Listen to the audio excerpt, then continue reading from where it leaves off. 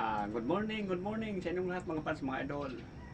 Ah, sa tuwing umaga, magdasal tayo, huwag natin kalimutan, magpasalamat tayo sa ating mahal na Panginoong Diyos Ama doon sa langit.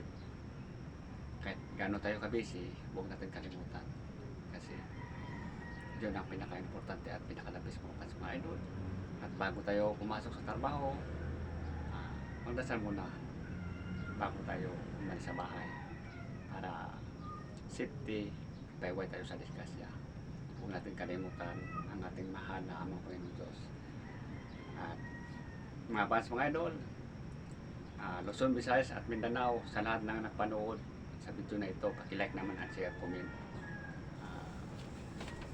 Huwag nyo akong kalimutan. At maraming salamat po sa inyong walang sawang pagsuporta. Ingat po kayo palagi at God bless po sa inyong lahat. Mga fans, mga idol, I love you all.